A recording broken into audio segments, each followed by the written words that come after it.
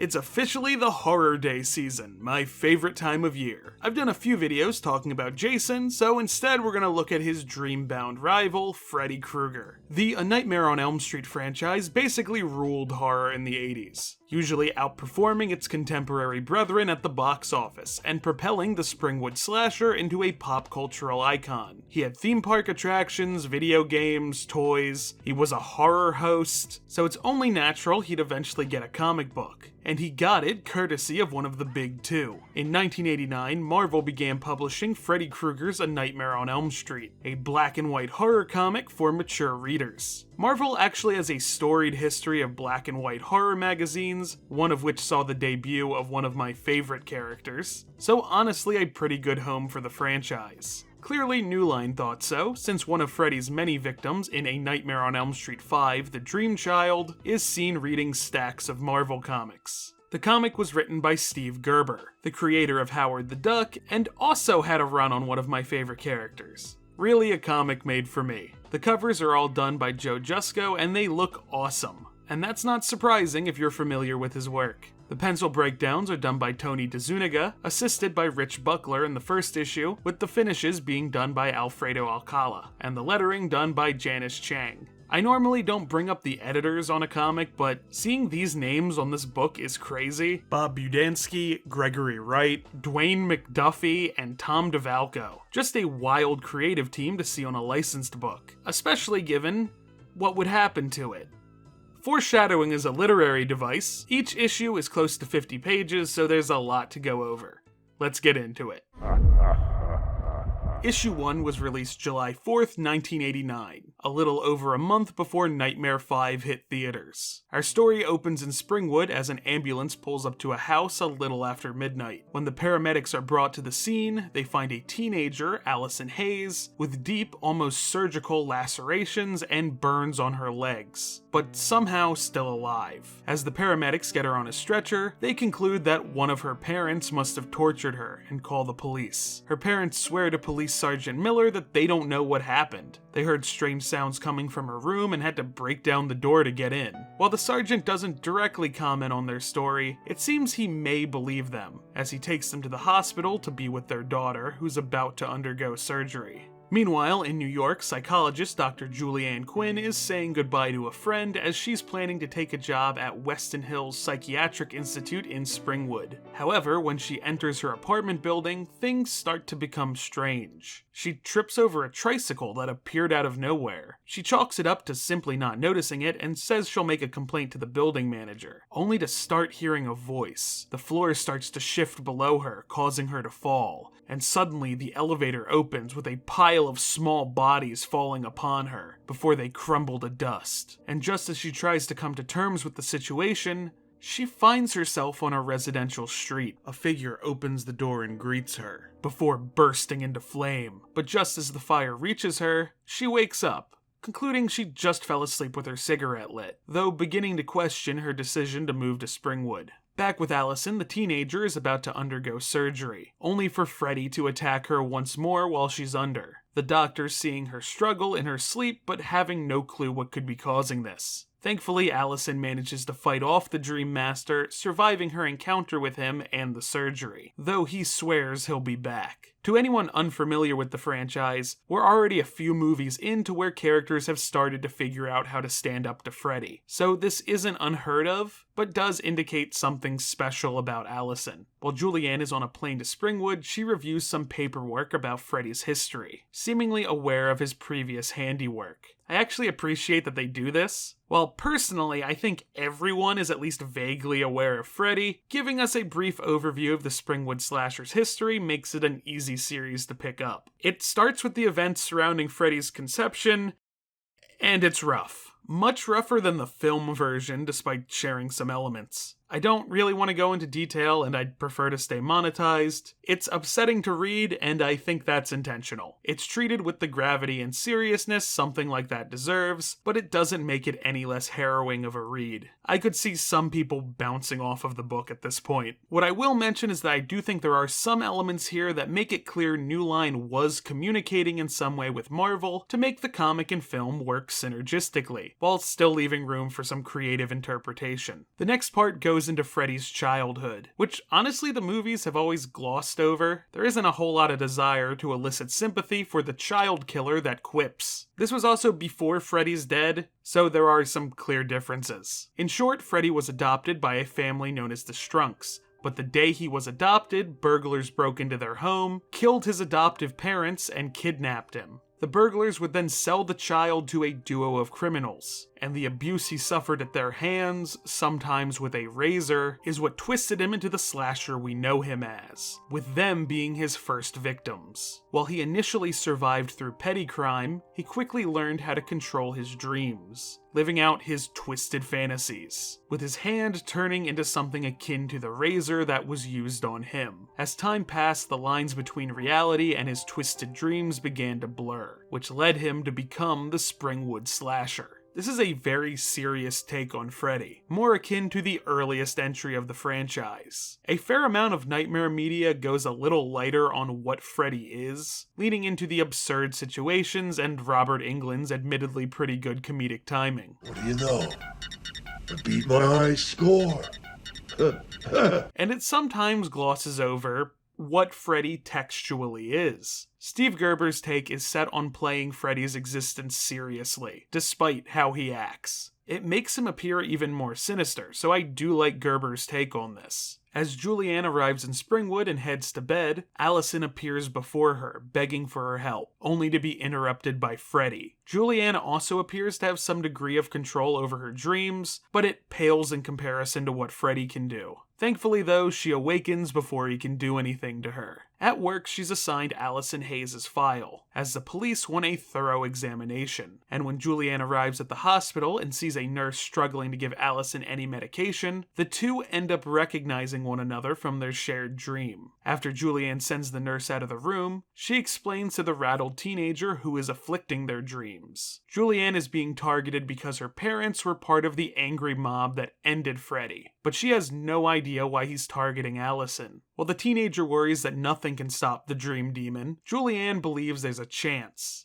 through what is known as dreaming true, to maintain continuity of thought as you fall asleep, thus controlling your dream. The two practice visualizing a rock formation Julianne drew, and the two are successful. Afterwards, Julianne instructs Allison to dream herself healed, since she wouldn't be bound by any physical reality here. And Allison manages to transform herself into a look inspired by a lady wrestler she saw once. And since I'm a wrestling fan, it's my duty to hazard a guess. My first thought was Luna Vachon, but while she did wrestle in the 80s, she didn't make her WWF debut until the 90s. So not impossible, but certainly less likely. Mad Maxine is a possibility that matches up timeline-wise, but her stint in the WWF was very short, so maybe not. X-Men character Storm did partially inspire Maxine's look, so if that is correct, it's fun that it full circled back to Marvel like that. There's also a solid chance it's someone from Glow, but I'm not as well read on that company as I'd like to be. And I don't want to go through 4 years of television for this tangent. If you know who they're referencing or have a guess, comment it below. Freddy, of course, interrupts this, playing directly off of Allison's wrestling fantasy, making a ring appear around them before splitting the ground in two, revealing a giant brain, while also transforming the rock face into his own. Wild first issue,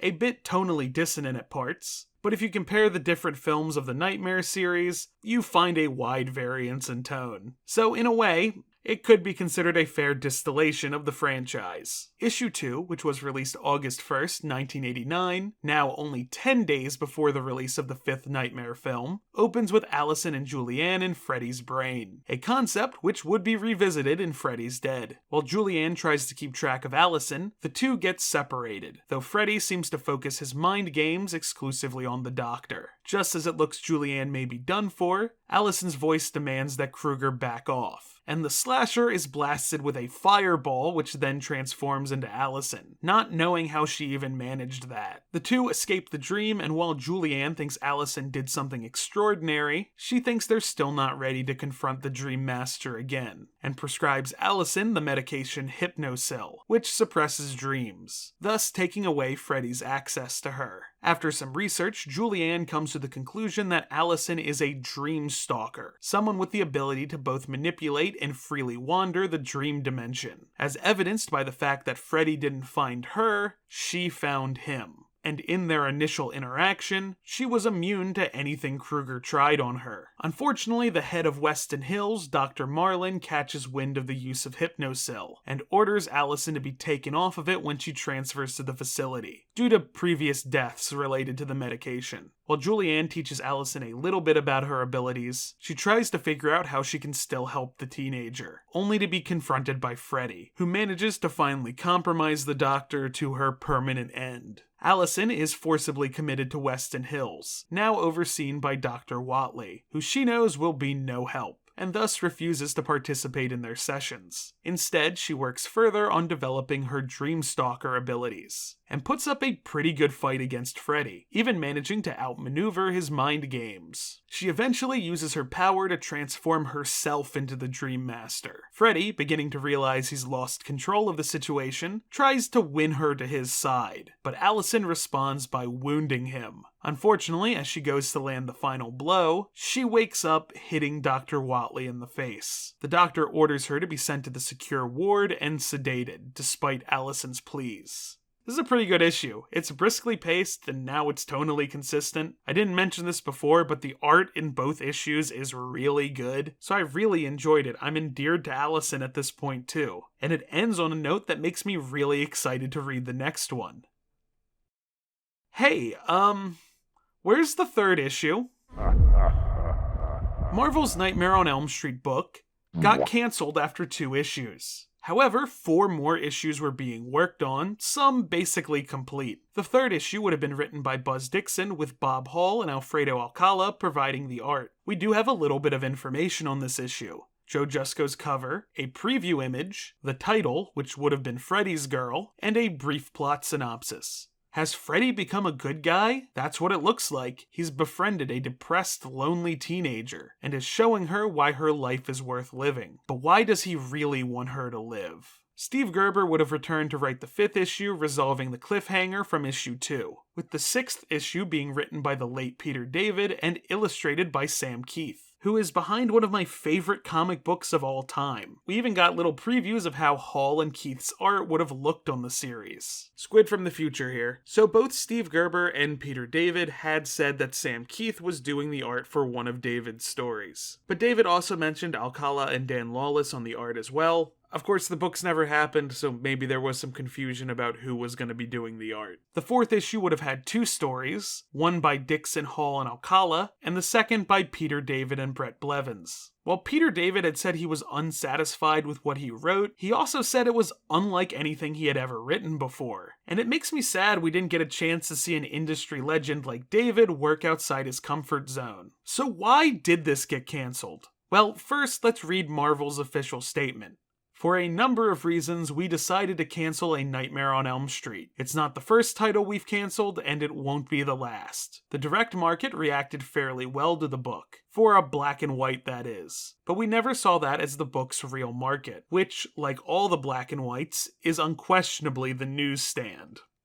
This tells me less than nothing. They say it sold well in comic book stores, which is what the whole market was overall shifting towards at the time. In fact, I have a source stating that it was the best-selling black and white magazine Marvel ever had in the direct market, and that it was also far too early to calculate sales from the newsstand, especially when they were running solicitations up through issue 5. Also, this is a licensed book. As someone who mainly does content about licensed comics, they don't often get canceled this abruptly. So what really happened? While A Nightmare on Elm Street was a cultural juggernaut, it was also the target of protest by people who had nothing better to do. Squid from the future, this is not a comment about the general act of protest, this is specifically about protesting the movie where Freddy wears a funny chef hat. Meanwhile, the New York Times published an article, Drawing on the Dark Side by Joe Queenan, highlighting the increased violence in comic books. This is at least why Steve Gerber thinks the book got cancelled. According to my best information, Marvel cancelled the book in anticipation of pressure from the various anti-violence advocate groups. A few weeks prior to the release of the first Nightmare, there had been an article published in the New York Times decrying the level of violence in comic books. Apparently, that article, along with the picketing that took place outside theaters showing Nightmare 5 in Los Angeles and elsewhere, was enough to make Marvel turn tail and run for cover.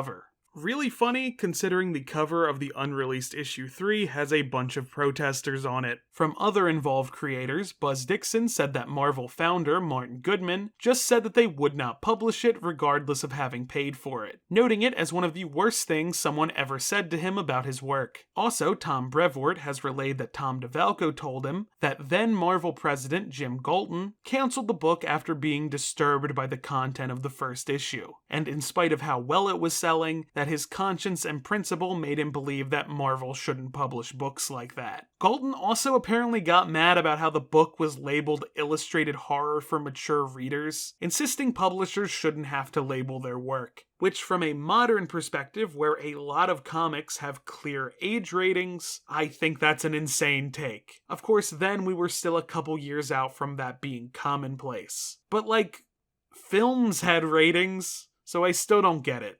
Also, they did confirm that, yeah, they never received any complaints for the 2 issues, almost like the warning on the cover served its purpose. Personally, I lean towards Steve Gerber's take on events. Nothing in the Galton story directly contradicts anything Gerber said, and I also sort of find it difficult to believe that they weren't aware of what the Nightmare franchise was before they licensed it. And if Galton truly thought the content was that extreme, but hadn't received any complaints about it, he could have just told them to tone it down. I fully believe Marvel was attempting to get ahead of bad press for publishing a book based on a protested franchise. I do agree that the first issue has a very disturbing sequence that turned my stomach despite my long history with the horror genre. But I also don't think I can get mad at a horror comic for horrifying me. So that's the end of Freddy's history with the House of Ideas, right?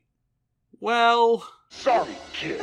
I don't believe in fairy tales. In 1991, the Nightmare series had moved on to another comic publisher, for another admittedly short-lived series. That same year would see the release of Marvel Comics Presents number 79. Marvel Comics Presents was an anthology book, with each issue featuring a handful of stories from across the Marvel universe. The final story of issue 79 is titled A Nightmare on Bleecker Street, in which Doctor Strange has to do battle with a character that's clearly meant to be Freddy Krueger. The story is written by Robert Campanella, with the art team composed of Steve Giger, Mark McKenna, and Joe Rosas. After heading to a movie theater to take in a new horror film, titled A Sleepless Night on Sequoia Street, which stars a villain named Eddie, Dr. Stephen Strange and Sarah Wolf discuss the contents of the film, and the dialogue is very clearly a commentary on the then social discourse around slasher films. Returning home, Strange heads to bed, only to be awoken by a scream, and finds both Wong and Sarah dead. He's confused why his mystic defenses didn't protect them, but he's interrupted by a quipping figure he identifies as the character from the movie he just saw. Strange attempts to restrain him, but to no avail, and the sorcerer's abilities are no match for the Dream Master.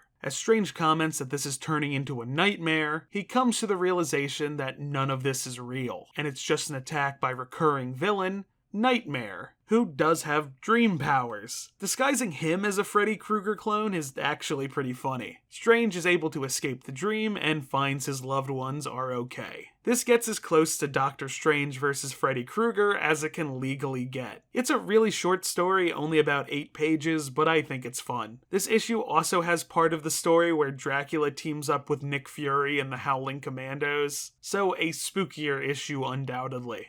Okay, late addition to the video. I found one more comic published by Marvel that features Freddy in some form. Count Duckula was a 1988 cartoon series about, okay, I think the title summarizes it pretty well. The main twist being that he's a vegetarian as he was revived with ketchup rather than blood. And it got a Marvel comic book series that lasted 15 issues. And in 1990, less than a year after Freddy's abrupt comic cancellation, Count Duckula number 11 would release, with a cover that proudly features the words, "Freddy's back." And yes, I checked every other issue to see if he's anywhere else. The story, A Nightmare on Elm Street, sees Count Duckula and his assistant Igor head into town, only to find that no one's frightened of the vampire, and the police inform them that Duckula's old news and that there's a much scarier monster in town. Though after Duckula asks for directions to Elm Street, he frightens the villagers away all the same. Upon arriving on Elm Street, Duckula and Igor come face to face with Freddy Krueger.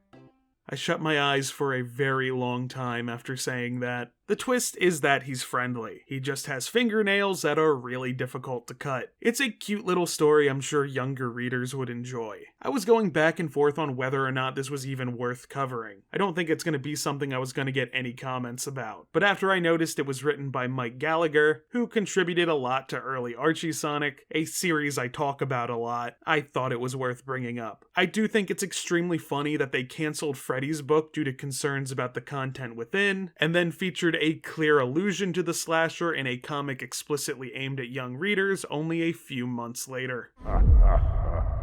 I think it's really unfortunate that this comic came to such an abrupt end. There was such a unique conglomeration of talent associated with it, and while the first issue was a bit rough, the second issue really got me excited about what the book could have been. It's disappointing we'll probably never get a peek at those unreleased issues. And who knows, if it kept going, maybe Doctor Strange would have fought Freddy for real. This, of course, was not the end of Freddy in comics. He would jump through a few publishers before finally ending up at the DC imprint Wildstorm, making him part of a very small group of characters that have been licensed by both of the big two. However, the franchise has been basically dormant since 2010. This time, however, it isn't rights issues like it was for Jason, but more an unclear path forward. Krueger still pops up every once in a while, but it's unclear when we'll see him in a film again, let alone a comic. Like with Jason, I think Dynamite could be a good home for the license. It'd be nice to have a fair amount of the slashers under one roof again. Tangentially related, it was recently announced that Army of Darkness would be crossing over with the Archie comics, and based on some of the other Archie horror crossovers, I think a Nightmare Archie crossover would be pretty good too.